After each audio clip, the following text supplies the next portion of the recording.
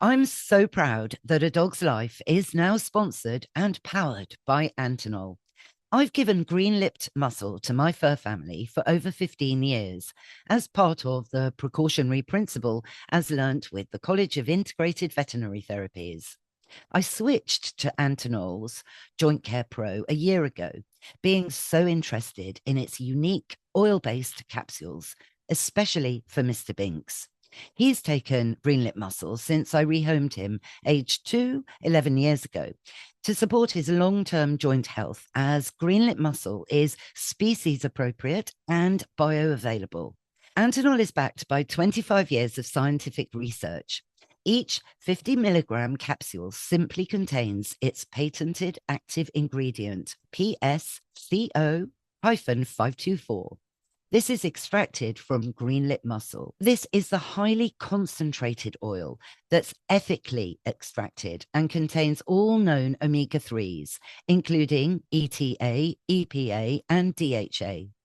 Mr. Binks's stride is strong. He's active and happy. His coat is like a mirror, reflecting a healthy metabolism that's supported by this powerhouse of omega-3. So go to Antinol's website today and grab your 10% discount simply using my code AnnaWebb.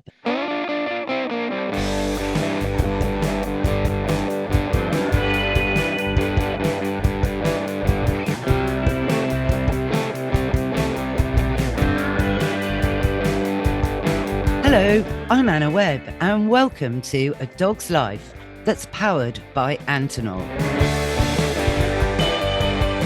This week, we're joined by Lucy Eldred, talking about Canine Partners and their urgent call for volunteer puppy trainers to provide the life-changing support for those with disabilities.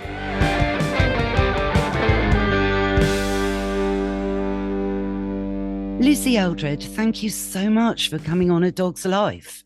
Oh, well, thank you, Anna, for having me. I'm thrilled to be here. Oh, thank you. Well, I know that our listeners are going to be so excited to learn more about Canine Partners, because Canine Partners hasn't been on my podcast before. Well, I'm absolutely honoured, and it's my favourite subject to talk about. So I'm more than happy to tell you all about it. We're a charity that's 35 years old, and we train assistance dogs to help people with physical disabilities. So training dogs, obviously, to work with wheelchairs is a big part of it. Absolutely. So very similar to a lot of our Assistance Dog UK sister charities like Guide Dogs and Hearing Dogs, the common thread is physical disabilities with Canine Partners, but that means we support over 40 different conditions and impairments. So our dogs and our trainers have to be very creative about how they go resolving some of the challenges that our beneficiaries have. And indeed, the training that goes into these dogs, it's just so, as a trainer myself, I just think, wow, it's such a positive way to help people with man's best friend, from using their mouths and their paws and their noses, their natural instincts to do great things. Explain a few things that they can learn to do, Lucy. Oh, absolutely. I mean, I'm at our national training centre at the moment, and I am not a dog trainer. I am a dog owner, and I am absolutely in awe of our trainers, of what they achieve, and our volunteers as well, that help us. So all of our core task work that our dogs work are honed around three core skills, which is tug, touch, retrieve. So it starts very, very basic, very, very simple, and every dog owner can try this. But then our dogs are bred and our trainers are trained to just really hone and hone and hone into really, really specialist areas. So your dog might touch the palm of your hand if you say touch with his nose, and we just carry that on into smaller, more difficult targets, and our mainly lab retrievers, you know how much they love to work for fuss or a treat. They just think it's the best game in the world. In the same way that we have the tug. So that tug skill, we teach our dogs to tug straight back in a straight line, not the normal side to side with the toy, so that they can open doors in corridors, so they move very gently backwards when they're opening doors, particularly with wheelchairs, there's often limited access. And as with the retrieve is the best game in the world. go fetch something, bring it back to me, put it into my hand, not drop it at my feet, because a lot of our beneficiaries can't get to the bottom of their wheelchair. And it's a great game. And again, it just becomes more and more difficult, more and more advanced. So it might start with a toy and it'll end up something as small as a paper clip or a credit card that needs to be retrieved. It's amazing. And of course, for the dog, it's a game.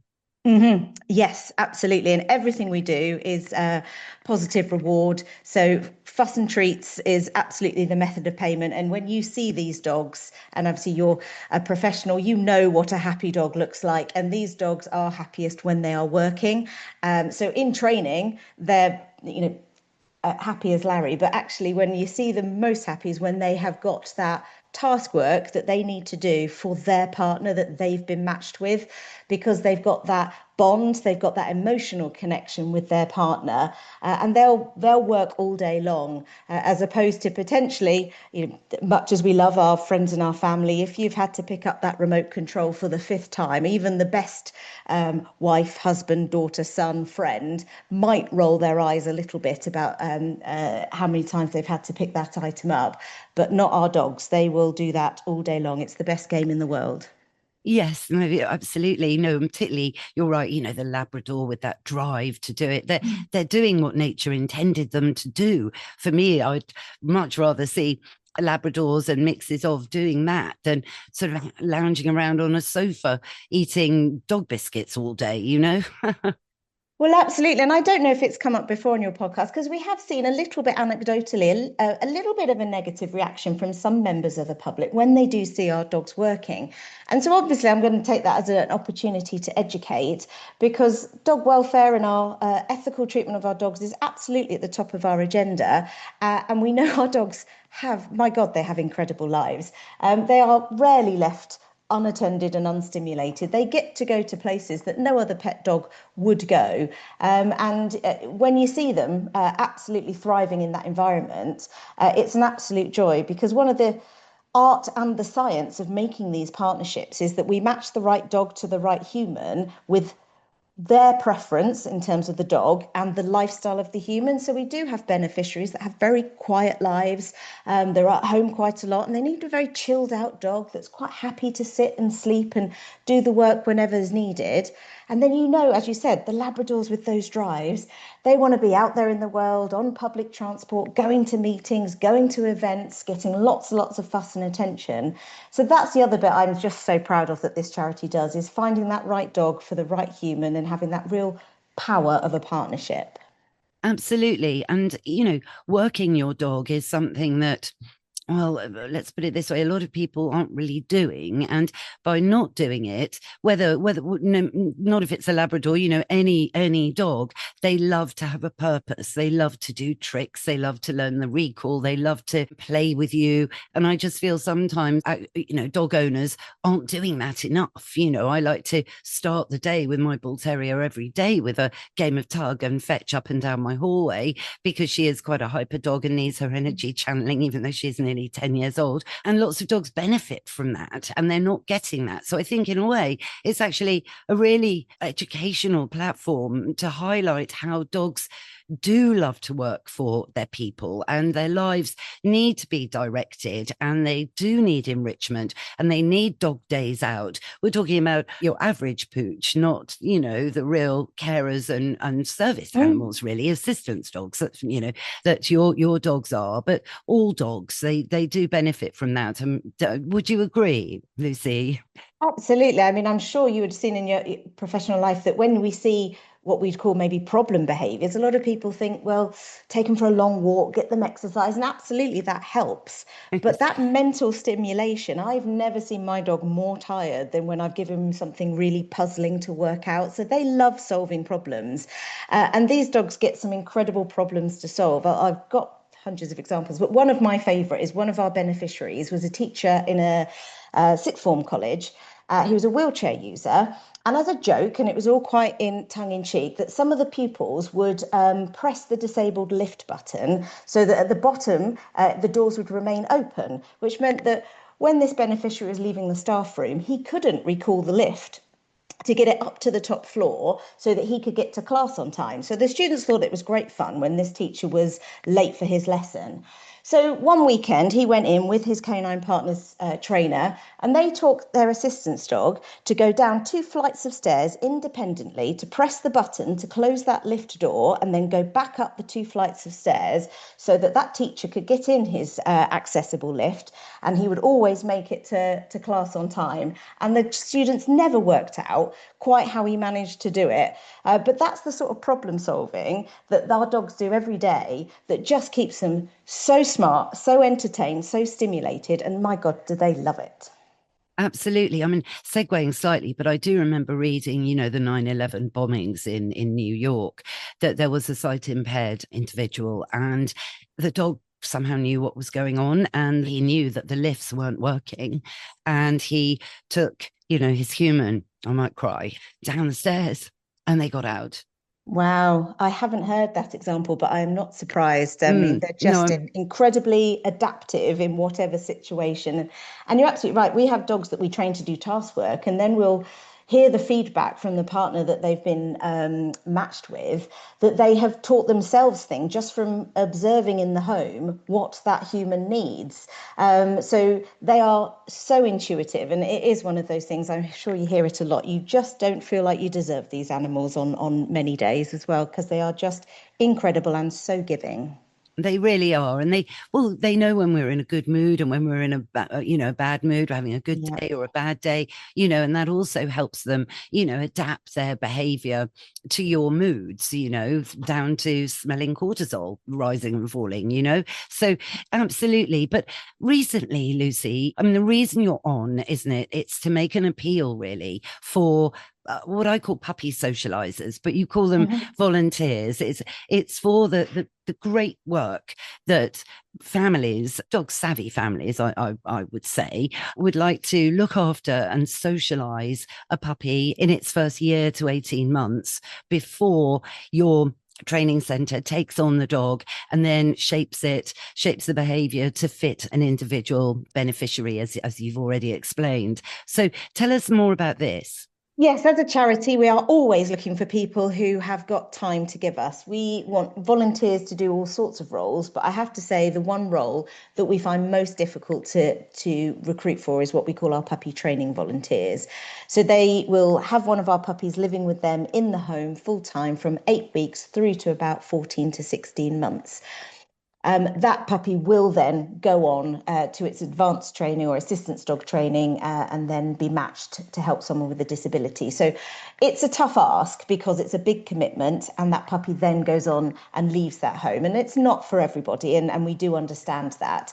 But having done it myself, it is incredibly rewarding. It is also great fun and really social. So the charity supports with all of the costs of veterinary and food and equipment. You also get placed into what we call a satellite with all sorts of other volunteers that are going through the same thing. So you can meet up for coffee and walks and training, and you get support from our excellent puppy trainers as well. So it's social, it is rewarding, but of course, it is a big commitment. Anyone who takes a dog on who is responsible knows that that is going to need a lot of time, a lot of energy, but it's so important and it's incredibly rewarding. So yes, that especially is what we're appealing for, because without those volunteers, this charity can't do what it does.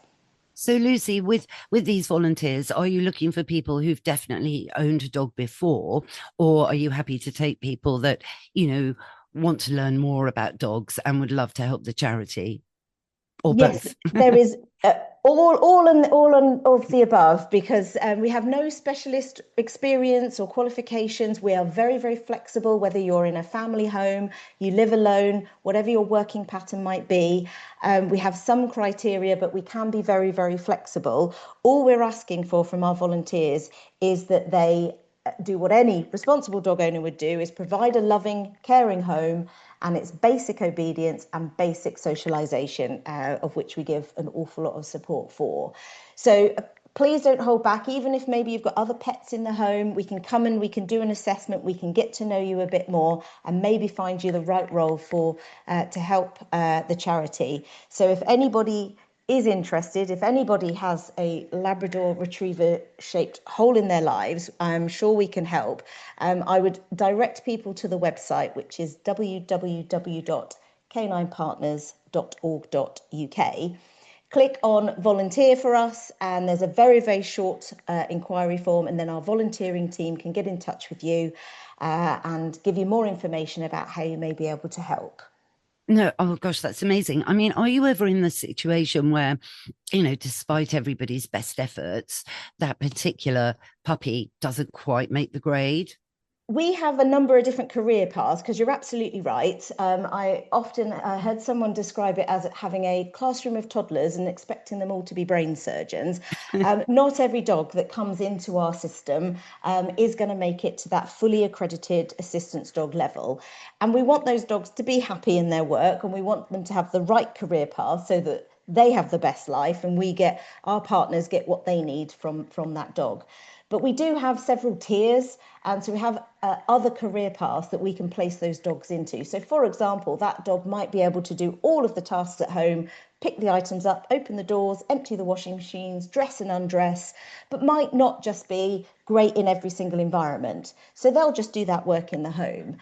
In the same way, we might have a dog who, let's face it, is just a really, really great companion, like a Pet Plus, who can provide you with all of that emotional support. So we try to place them into families where there may be some form of disability or a learning disability. Then we, of course, have our broods. So we need our mums having our litters onto our breeding programme, as well as ambassador dogs that do a lot of our demonstrations and meet and greets. So that does mean that we can place about 85 or 90% of the dogs that we have coming in to our system within the charity.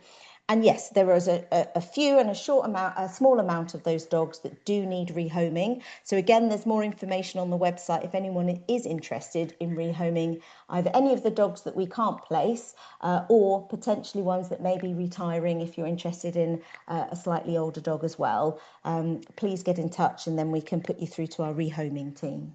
That must be though so hard for any of the clients you have, when they get older. You've had the dog for 9 or 10 years, say, for example. Would they keep that dog and bring in a younger dog? Does that ever happen, Lucy?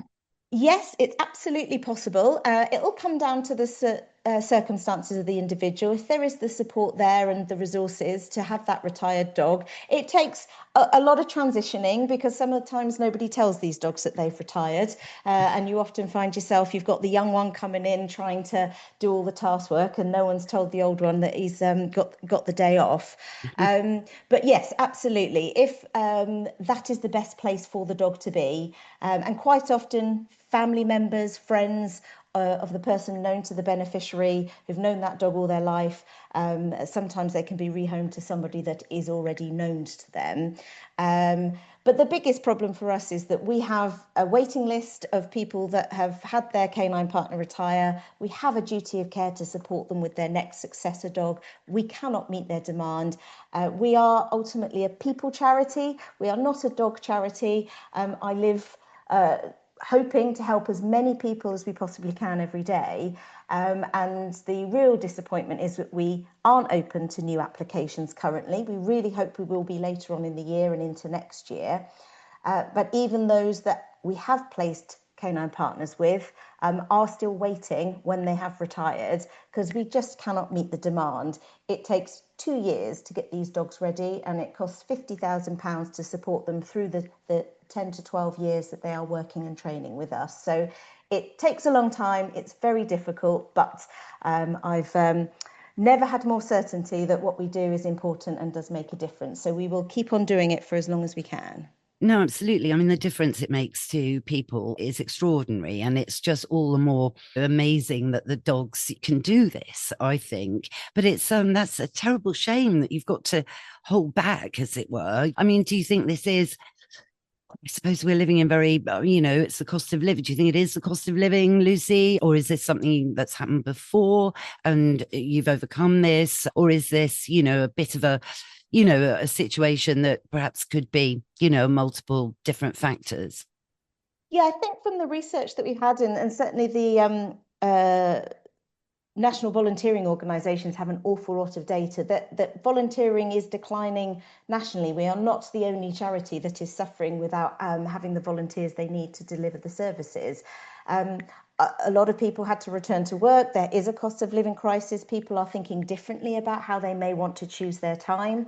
And certainly for us as a charity, there's volunteering, and then there's what we ask of our volunteers, who I obviously will be biased and think are the best volunteers in the world.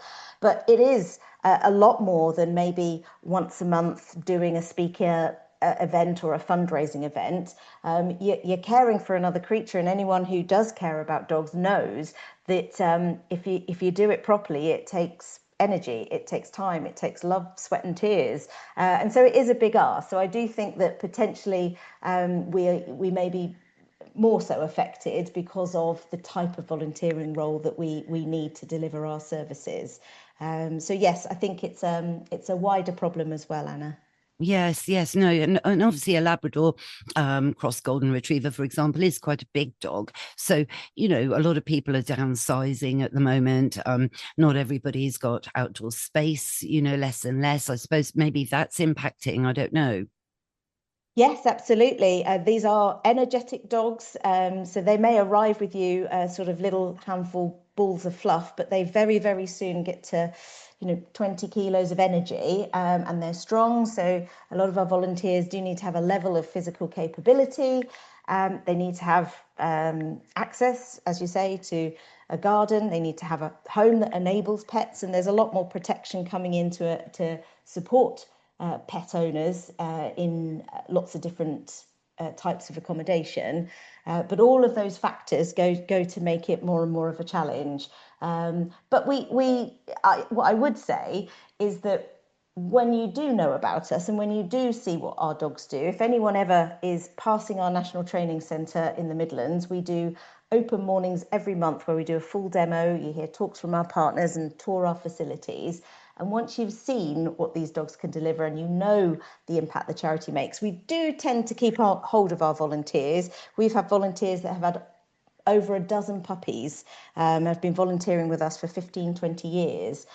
So I think that once you've done it once, it can be quite addictive, knowing the impact you make to others. Well, there's that, Lucy, of course. I think that's a major driver. But, Jim, just hearing you speak there, it's made me think of another major benefit, the fact that you've always got a young dog in your life, which in a way is wonderful, because sometimes I think, when your dogs get to a certain point and, you know that that's going to happen, and you might see them stiffening up a little bit as the normal Mm. pet owner. It's quite sad, and you can pre-grieve and do all of these things. But speaking a bit for myself, actually, as both my dogs are old now, but it happens to everyone. I know lots of people that are thinking, that now, and you're looking at different supplements maybe you can take on to make them a bit, less stiff and all these different aspects.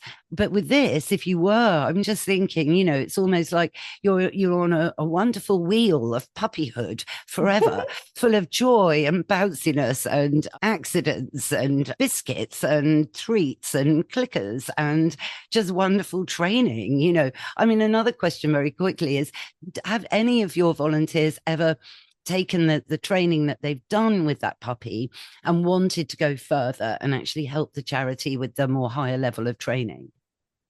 Oh gosh, Anna, that was great. If I could Sorry. bottle that, I'll have you signed up in minutes. But you're absolutely right. I've got a volunteer I have in my head down in Dorset who's been with us for many, many years.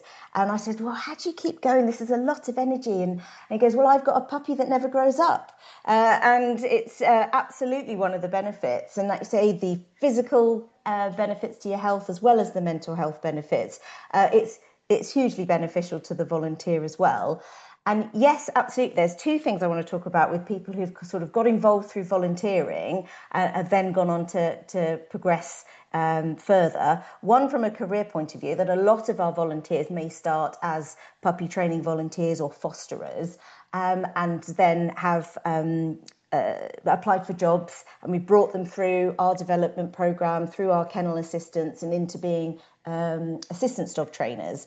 So that's great. It's a great way to get into the industry, get into the sector, and support a charity as well. So if that's something that is interest to any of your listeners, please again go to the website and have a look, and we can get some of our trainers to be in touch and talk about how they've got into these roles.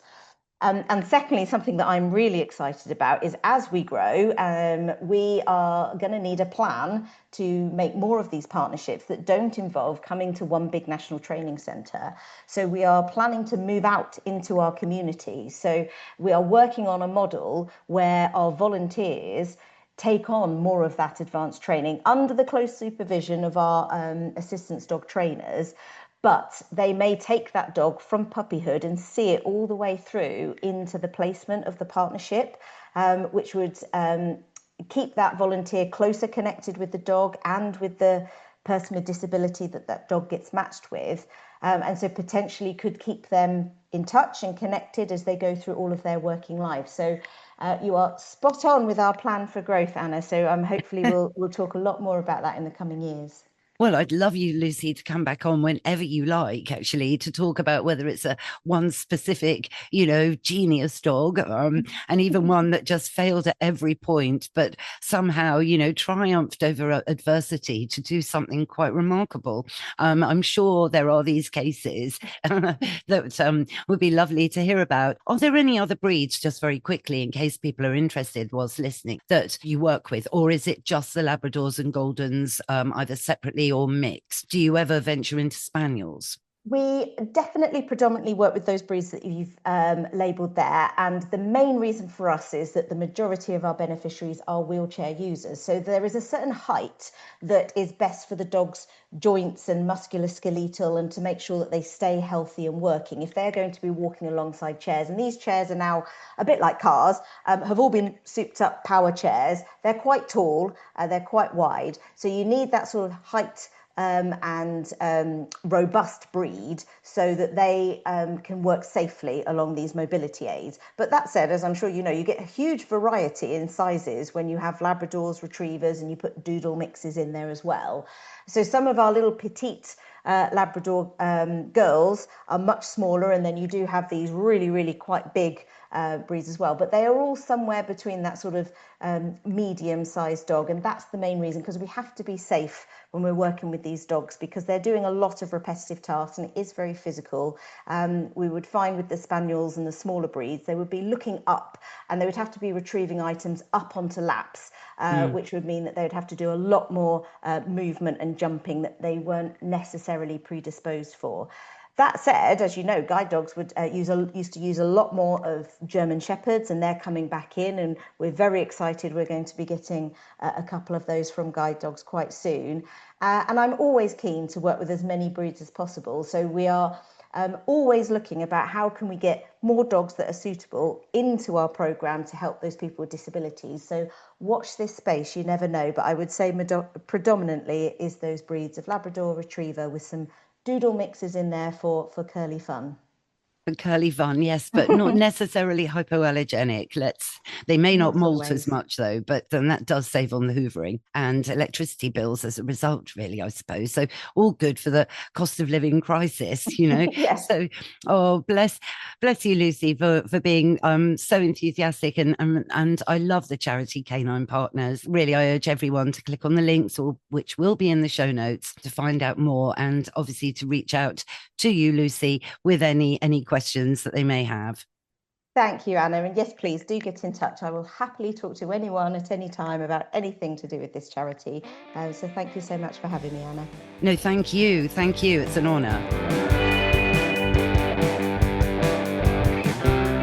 That's our show. I hope you all enjoyed it. If you did, go on, rate and review the show wherever you tune into your podcasts. Thanks again to Lucy Eldred of Canine Partners for joining us today. And all the links are in the show notes to find out how you might be a great volunteer for the charity. Thanks, of course, again to Antonol for powering this episode. And thanks to Mike Hanson, my producer, for all the music and production as ever. And we'll be back next week. So if you haven't subscribed already, go on. And that way you'll never miss another show. Bye for now.